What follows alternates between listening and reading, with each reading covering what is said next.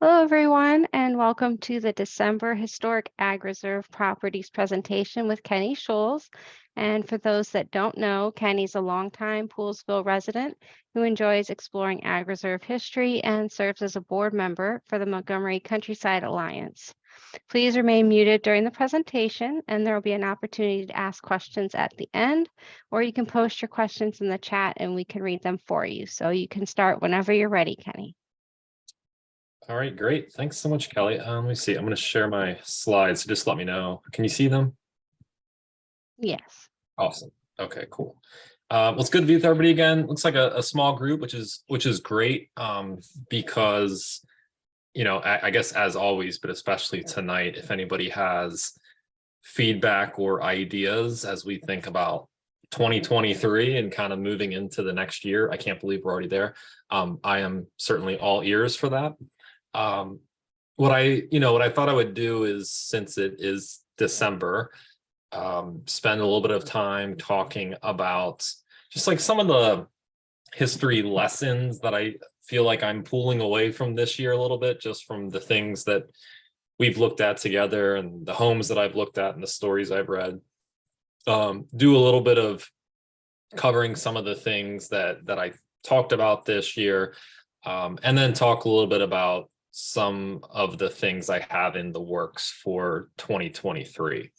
And I'll tell you, like, I was looking at the presentation that I gave in December of 2021, which honestly, I was looking at the slides and it felt like I made them last week. I can't believe how fast this year's gone by. But I made a lot of really in hindsight, really bold, optimistic, goals for myself that I would fulfill in 2022. And I must say that I didn't do so great on meeting a lot of them, which is fine. Things got really busy this year with my day job and kids and my side job and stuff. But I really, I want to do better in 2023. But I say that to say, as I highlight the things I want to take care of in the next year, take it with a grain of salt, but also feel free along the way to jump in and help me get those things done and hold me accountable for them, because I'd like to do a better job of it next year moving forward. Okay, so first I wanted to highlight, I think these stories about history and old homes and everything are obviously I think they're very interesting on the surface. But there's always this discussion with history about what can we take from it? What lessons can be learned? How do we take the things from our past and use them to improve things in the future? And so, there's one camp that kind of buys into this type of quote, which is those who do not learn from history are doomed to repeat it. And then there's, the other set of folks who basically say the only thing we've learned from history is that we don't learn from history, right? And I think I'm somewhere in the middle. But as I was, looking at these quotes this week, I was thinking like, well, what do I actually feel like I am learning about myself or our community or the Ag Reserve or just humans in general, based on some of these things that I've been looking at and talking about over the last few years, but especially over this last year.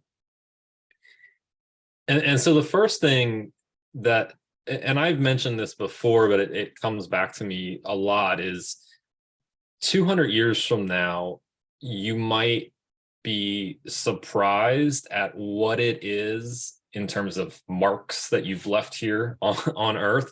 You might be surprised what it is that people actually have of you and see of you, right? And I show these two pictures. So on the left is the basement of the Joseph White House, and on the right is actually under the main stairwell at the Upton Darby House. And on the left there, you can see Ira Johnson. He signed his name there in 1923. He was an African-American man living in Boyd's at the time and going around and doing handiwork at various homes. And for whatever reason, he signed his name and the date and put "In God We Trust," and then a bunch of other stuff in blue that we can't quite make out below that. But it has withstood the test of time. It's still there, and I have to wonder, thinking about him doing some kind of odd job at this home and putting his name and paint down there. I seriously doubt that he thought literally 100 years later, or almost 100 years later, I guess, that we would be talking about him based on this name that he wrote in the basement of this old house, right? And then on the right is Henry Young. I know it's really hard to see, but he wrote his name and he wrote the date, which was in June of 1855. And he was the plasterer of the Upton Darby house. And this is just kind of another case of, I have no doubt that Henry Young lived a life with many different experiences and relationships and ups and downs and everything else. But the thing that stays behind, the thing that kind of helps us kind of get on the trail to understand who was this person, is this random little marking he put in pencil underneath the stairs of this old house. Probably not something that he would have expected when he wrote that. And we're lucky that successive homeowners at this place have clearly not painted over that signature, kind of recognizing the significance of it. But I like these two marks because it is just kind of a reminder of, like, yeah, what I wonder 150, 200 years from now, what those things are that I've put my hand on that will still be around, if anything, right? So worth questioning. The next is, I'm really kind of drawn to this idea of, as we learn about the families that were here in the Ag Reserve and we study these old homes, in many cases, what happens just kind of almost naturally is that we end up really telling the stories of the wealthiest of the people that were in this community. And that's because in many cases, the things that they built and kind of their status, which allowed them to do certain things like cultivate crops over thousands of acres, are things that withstand time. Whereas when we think about individuals from groups that were not as wealthy, I think it's a lot harder for those stories to carry through time. So, for example, enslaved persons here in the Ag Reserve, which we've talked about before, we are, I think, in this part of Maryland, actually quite lucky that so many of these old enslaved quarters are still with us on many of these properties, because I think they really have, it's a tangible thing that we can point to and we can touch and feel to kind of try to understand that story a little bit better. But certainly there's no question that a lot of that story and a lot of the stories of the individuals from those population groups and from others, just from, less wealthy people, poor people in the area, a lot of those stories have been lost to time, right? And we likely can't get those back. And so it just kind of reminds me to always question, when I'm hearing a historic story about a family or a person or a community, to wonder, what is the other side of this story here that we're probably not getting? Like, what is missing from this account, just as a result of people not having certain wealth or ability to kind of pass on their experiences through generations.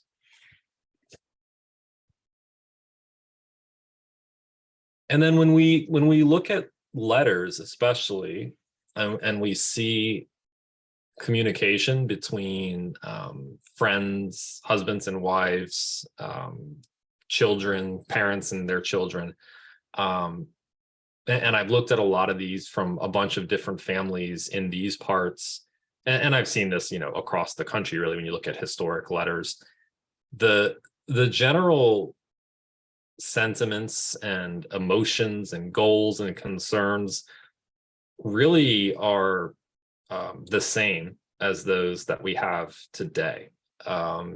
I've talked to you all before about Benjamin White, and he was the individual that built Inverness, the biggest estate out in Dickerson, and he sent his son Nathan off to Princeton in the 1830s.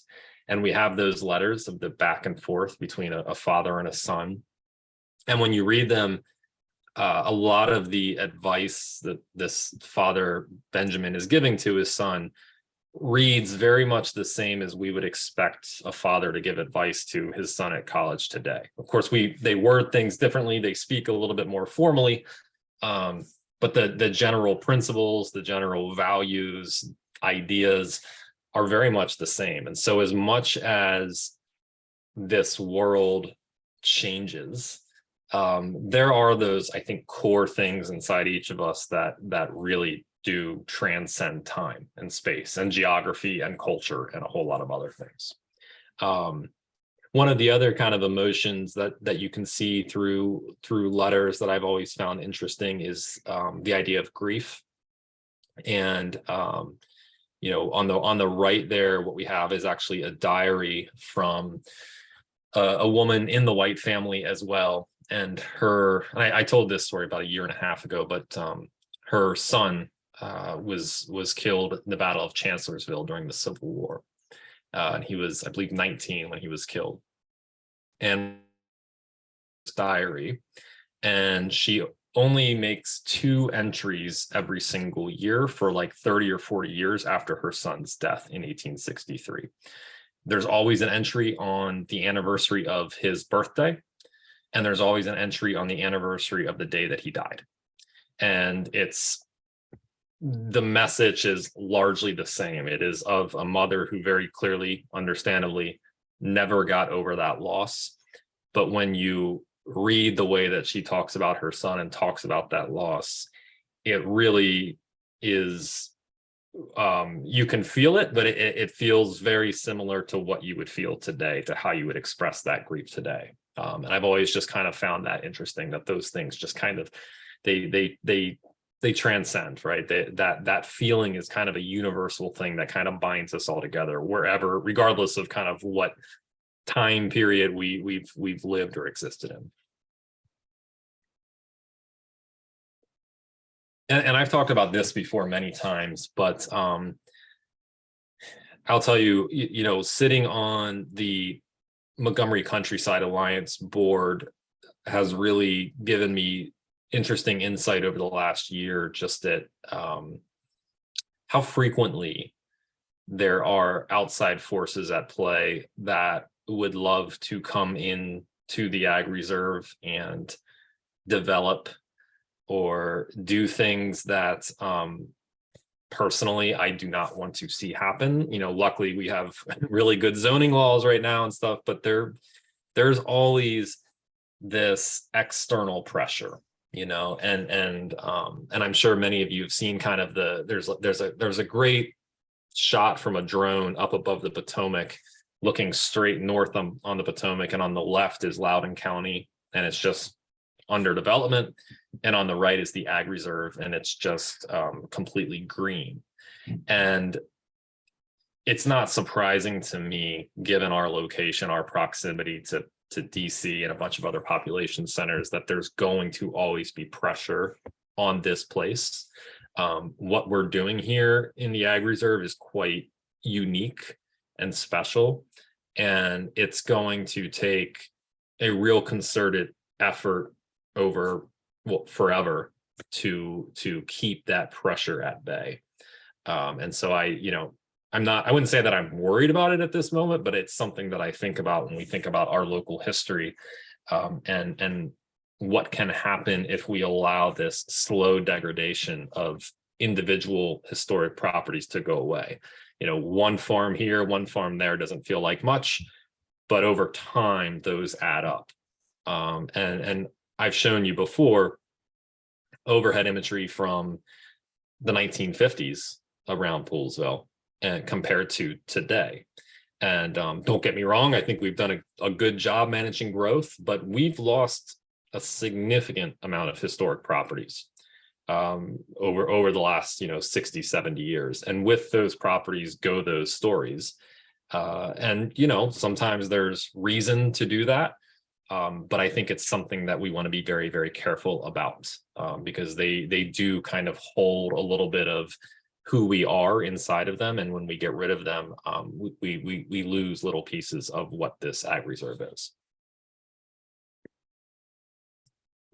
And then finally, and this is something that just comes back to me over and over again, but you do not want to go up against Mother Nature, especially over the long run. She will win every time. And it is always striking to me, especially when we see houses that have not been lived in for even a couple of years, how quickly she will take the land back.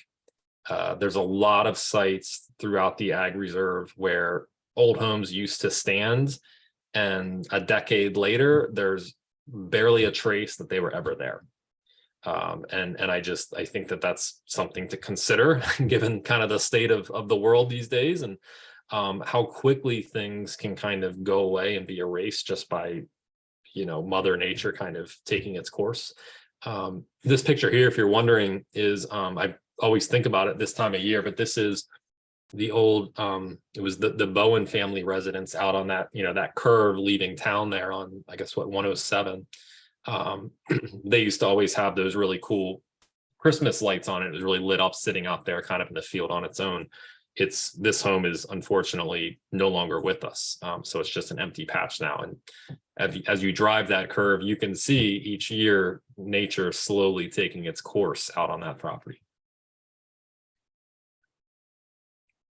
So some things that we talked about this past year that I thought were worth kind of thinking about or reviewing.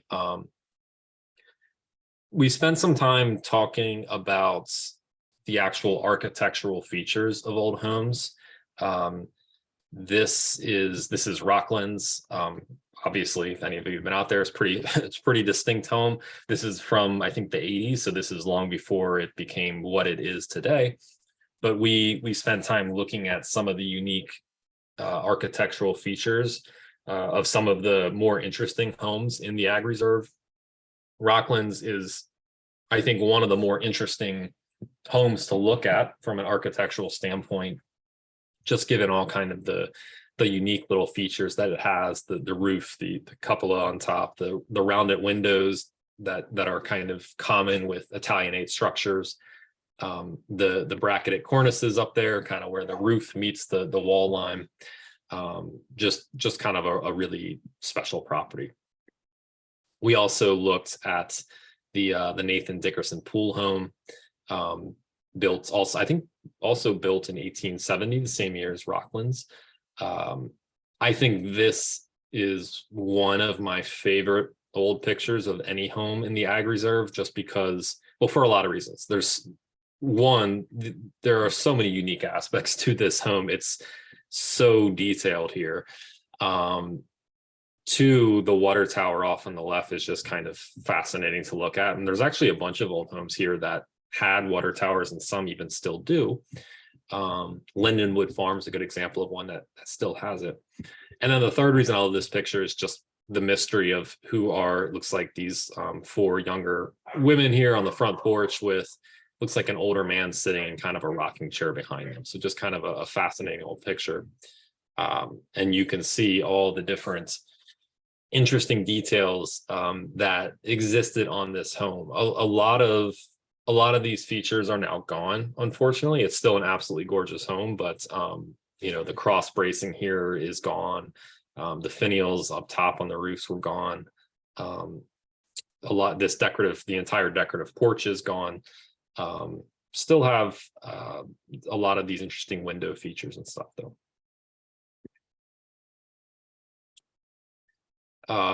So somebody asked, where is that last home located? So this is it's on Edwards Ferry Road. If you're, well, that's not true. It's on Westerly Road if you're heading towards Edwards Ferry. And actually, It might be on Edwards Ferry. I'm sorry. If you drive from Poolsville out to Edwards Ferry, it's on your right as you get. It's pretty close to the river. Now it's now yellow in nature. It doesn't have this front porch. It doesn't have these like cross bracing features, and it sits pretty far back off the road at the end of a pretty dense tree line driveway. You really have to kind of look to see it. And I'll tell you, when you're driving out to Edwards Ferry, the best way to actually see it is you got to kind of drive past it and almost kind of look backwards to see it, just because of how it sits. A lot of people know it because it has a gated entry at the driveway. And I don't think it still does, but on those gates, it used to be like two horse heads on either side. So it was kind of distinct. But that's where this place is located. Really beautiful home. I've never been up close to it, never been on the inside. This is, I'll be honest, like another part of the reason why I feel like I didn't get as much done this year as I had in past years is partly because I've gotten to a lot of the homes where they are easy to get into. I know who the homeowners are. They're super willing to let people in and take pictures and stuff. And I feel like now I'm at the place where it's a lot of homes that are a little bit harder to figure out who owns them and how to get access to them and stuff. This is one of those homes that's been a little bit trickier. If anybody has a lead for me, I'm all ears. I would love to hear it. But this is one that I would absolutely love to go inside of. The other thing that we kind of talked about, and I think I titled the presentation something like "Where Have All the Porches Gone," but was about kind of the loss of some architectural features. We just talked about the Nathan Dickerson Pool House, which lost its front porch. This is Annington, which I've talked about a lot, from 1813. You can see the picture on the left there, and we talked about how this picture on the left is from the 1860s. And as far as I know, it is the oldest picture that I've ever seen of a home in the Ag Reserve. I don't know of any pictures showing a house earlier than this. But you can see it hasn't changed much, but that front porch is gone. And then similar to another great old home here, which is East Oaks, under relatively new ownership out towards White's Ferry. And this is another one that had kind of that front porch feature on it, but it looks a little bit different today than it did in the past.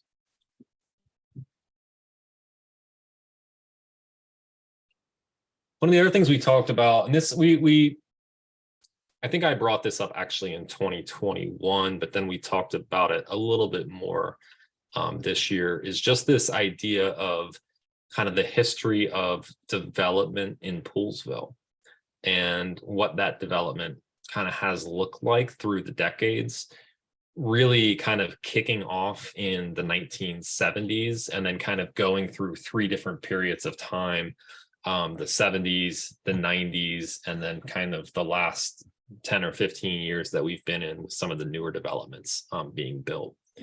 And you can see, in 1951, population of 298, and in 2020, population of 5,300. So we remain, a small town, but certainly the development and population has picked up a good deal over the last 50 years, which is just something I think that is interesting and worth paying attention to. We've got one new commissioner, I guess, right now. And it's always interesting to kind of watch how they stand and what they think about in development. And this is something that I'll be watching very closely. I know many others will. It's kind of it's a fascinating history to look back and think about the different powers in town and in the county and kind of how that corresponded to growth in this location. I think one of the big, I guess maybe a challenge that the town will kind of face is our high school is really exceptional, and probably only going to get better once we've got the construction up there completed. And so it's like, how do you manage having one of, if not the best public high school in the state, um, in this small town that has limits on growth, but a increasing list of people who would like to move into the town. How do you kind of balance all of that in a way that keeps everybody happy? And that's a tricky task, but it's going to be one that's worth watching over the next few decades. I wrote a few Monocle articles this year. Not as many as I would have liked, but I think my favorite one that's just kind of an interesting story, and I saw Jim Poole was on here too, and so a big hat tip to him on this one because he's really the one that helped me out with this. But wrote an article on the band from the 20th Massachusetts. They have this picture from when they were stationed outside of Poolesville here during the Civil War. They took this picture, and it's a really cool picture of a band. It's also fascinating because you've got that big house in the background, which leads to a lot of questions about what house is that, and where is this? And it turns out that this property is where the Williams farm is, and so actually in a very similar location to that Nathan Dickerson pool house we were talking about. If you think about the intersection of Westerly Road and Edwards Ferry Road, they kind of meet at that T intersection there. This field is kind of down off onto your left from that intersection, and it's the Williams farm that's out there in the background. That farm up there, my general understanding is that the larger home there is a home that is gone, and the current farm that is now standing there kind of replaced that. But the little kind of, it almost looks like a little shed. I think it was like a little smokehouse there. That is believed, there is one on the property, and it's believed to be this same one. And so just kind of an interesting shot that allows us to kind of, I always find it interesting when we can look at an old picture like this and almost exactly locate where these individuals were standing, 150, 160 years ago. So the website that I've got running is still going strong. So last year we had about 57,000 views, which was great. Now that's 57,000 views. That's not necessarily viewers, right? So it's a couple thousand viewers going to the site repeatedly that makes up those views. This year, I think we'll break 40,000. It's been a little bit lighter. Just I haven't posted quite as much. But moving into next year, I'm really hoping to kind of ramp this up a little bit just to get as many eyes on our old structures as possible. I think it's a good thing. I think it's healthy for the Ag Reserve to have people kind of understanding our story. Okay, so on that's kind of a good segue to 2023 and kind of what I'm hoping to do. So next year is the 150th anniversary of the B&O Railroad. And so I've already been asked by a group to consider some talks and maybe even some kind of tour out in the Dickerson area where the railroad kind of goes through that community.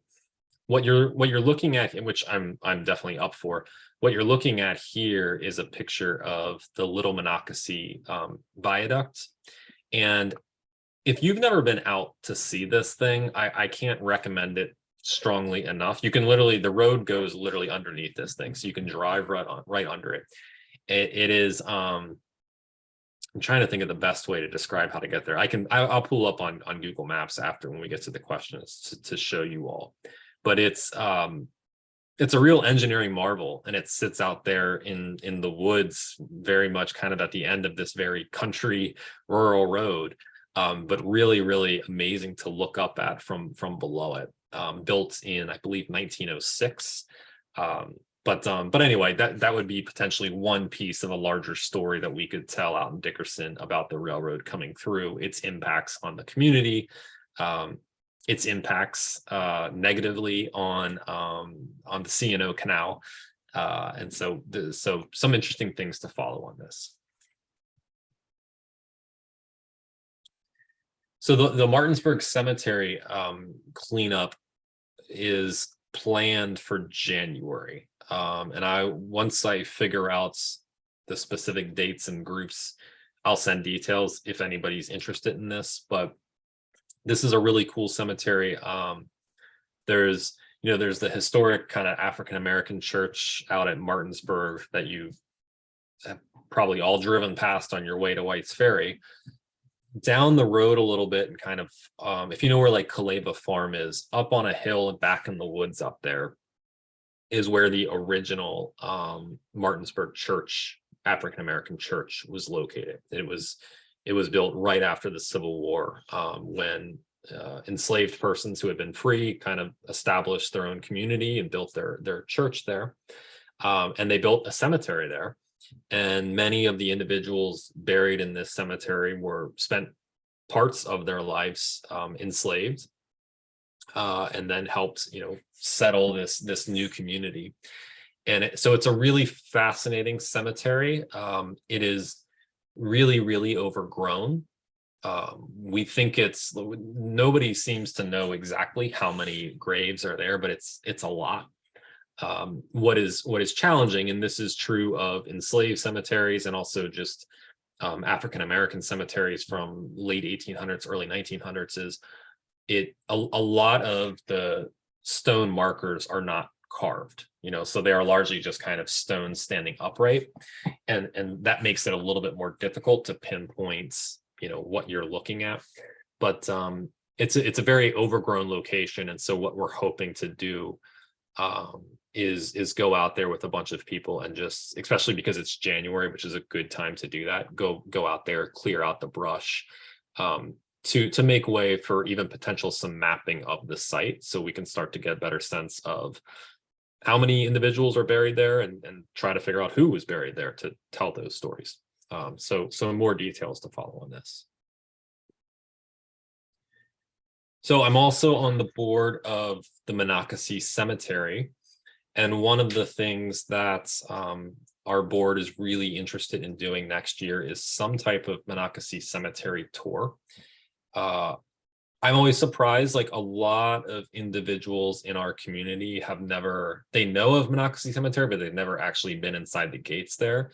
And it's a really amazing, beautiful, historic cemetery. It's an active cemetery, by the way, but it's worth, if you haven't been there before, it's worth going and spending some time walking around there. You will see a lot of names that we've talked about in our talks. But one of the ideas that we've been kind of kicking around is having individuals who know the stories of some of these, prominent citizens from the Ag Reserve, kind of standing by their graves, and then allowing people to kind of go explore the cemetery and walk up to the graves and kind of hear these individuals kind of tell the story of who's buried at that site. So that's a work in progress, but I think it's something that could be pretty interesting and kind of cool. And so as we develop that, maybe in like the spring, summer time frame, I'll definitely be pushing out details on that. Okay, so I really want to get a book out there on historic Ag Reserve properties. There are some books on historic properties in Montgomery County and in larger Maryland, but none focused on the Ag Reserve. And then there are some books about the Ag Reserve, and kind of some aspects of it, but not focused on old homes. So a good example of that is a couple years ago, Bread and Beauty came out, which is kind of a cookbook, but also a little bit of a storybook about the Ag Reserve. Absolutely beautifully done. Exactly the type of book that I have in my mind for old homes. But I've sent out kind of a proposal for this book to a couple of different publishers. So we'll see what that response looks like. I mean, I think there's been some interest, but it's still early. It's just been within the last few weeks. So we will see how this develops. But I would say I am very early on in kind of thinking through what this would look like. And I'm very much open to suggestions from any of you about what could be interesting, what might not be interesting to have included in a book like this. Right now, my thought is I want something that is, I don't want a paperback. I want it to be hardback. I want it to be something that people will put on a coffee table. I want it to have pictures that are taken professionally of these homes as they sit today, but also incorporate pictures from old, like the one you see here of the 1940s. So for those of you who know Martin Radigan, who's one of the town commissioners, also a professional photographer, him and I have been out to some old homes, and he takes beautiful pictures, and so he's on board to help with this. So we're kind of working through the details on that. But anybody that has experience in this lane, I am more than open to any suggestions, or guidance, or advice, or anything that you got. And then, of course, still want to be exploring old homes. And I actually, in the last 2 weeks, have a couple of really cool old ones lined up that I'm going to be visiting here in the next couple of weeks, which is really exciting because it's actually been a while since I got out into anybody's homes. So the first one is this home that you see here. This is a home associated with the Hayes family.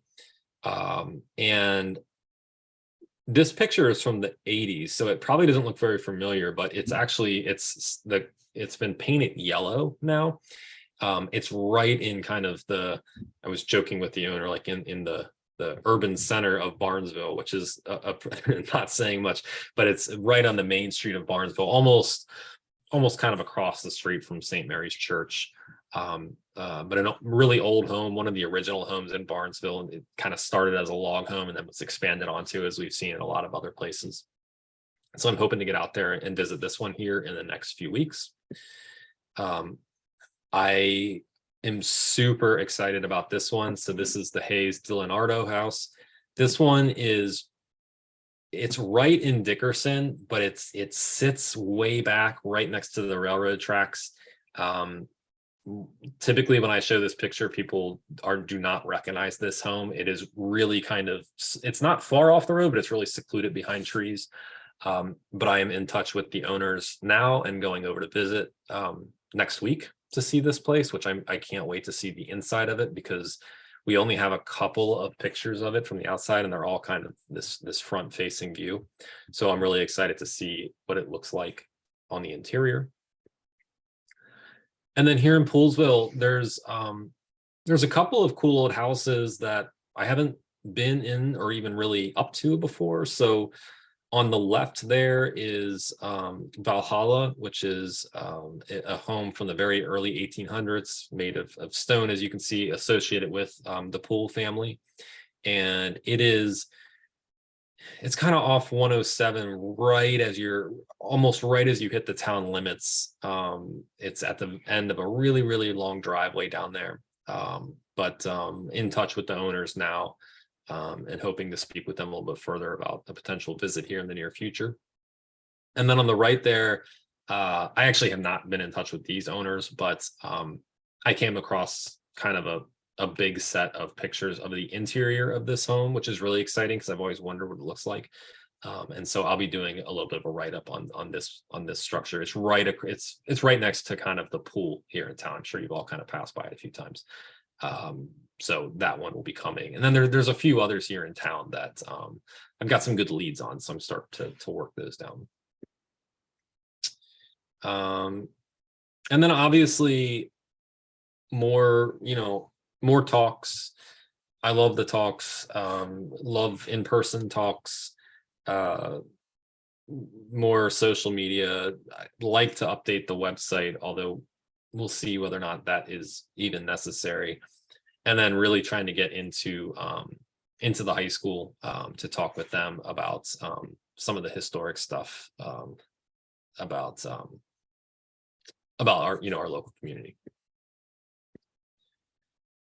And then tours. We didn't do any tours this year, and that to me is the biggest kind of frustration as a result of just a very busy schedule this year. And then just there were a couple of times where dates started to materialize and then things for different reasons fell through. So I am committing to at least one really good old home tour in 2023. I will promise you all that that is going to happen.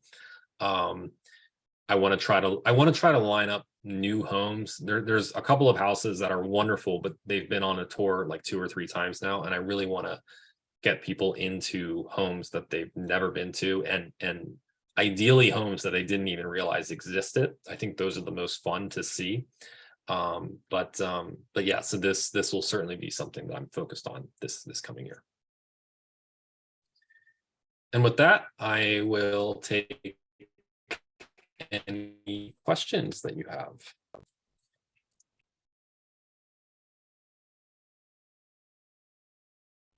Well, I definitely know Poolsville seniors would be interested when you have any tours lined up. For So sure. definitely, yeah, definitely let us know I what you will. have going on for sure. Penny, I just have a No comment question. about your when you were talking initially about the letter writing and stuff, and my really I'm sad to think that our legacy will be digital. Yeah, Who writes letters now? You send an email, you send a yeah, text, and yeah. I think it's a real shame because I have some old letters from my mother who wrote with her father, and this was back in the probably early 1920s.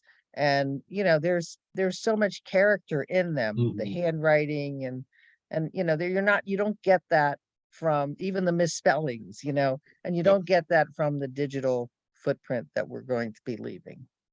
No, you're right. I think about that too. It's one of the things that I think about, kind of linked to that is like, if you go back, like if you were alive in the 1700s, 200 years later, where we kind of are 300 years later, there is very little trace of anybody, right? I mean, we can follow family trees, and we might have a letter or two still that exists, or maybe some artifact or an item, but for the most part, like this person that lived 80, 90 years is kind of been simplified down to like one or two little things, right? Which is, I think some ways sad, but in other ways kind of, I don't know, empowering a little bit, you know.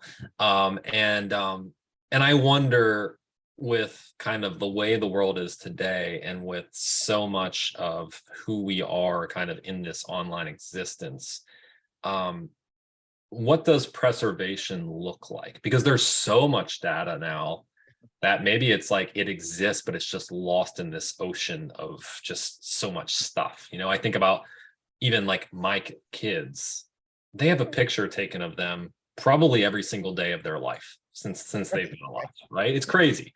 Whereas when you think about like my parents, like they have like 3 or 4 pictures from one between 0 and 15, and so that's kind of another interesting feature, is just like what does that mean? Also, what does that do to us as people, to have that much Right. documented? So Right. yeah, no, it's an interesting thing to consider. Somebody was asking what home is on this picture right Yeah. here. Yep. So this is, I feel like I'm I bring this one up all the time. And I apologize for those of you who have to hear it, but this is Inverness. This is this is Such out a in Dickerson. Yeah, this is the one, if you know where like the flashing light out there in Dickerson is, it's there. This view is really cool because this is from the 1980s. So it is said that Charles Wilson, who built Inverness, actually cut down or lopped off the top of a hill to put Inverness on top of it. That this actually rose up, and that he cut it down to flatten it to create exactly this view that you see from this picture, which is why I like the picture so much, because I think it's like the realization of the builder's vision. Um, Unfortunately, I guess unfortunately, in terms of the view, these trees are all mature now, and the current owner planted a bunch of massive like evergreens along the gate line, along I guess that's 28 going out there. So Inverness at this point is virtually impossible to see from the road. Right now in the winter, you can catch some glimpses of it, but you're not going to be able to get this view given kind of where we are with the vegetation and stuff, unfortunately, because it is a beautiful view. So this is from like the 80s.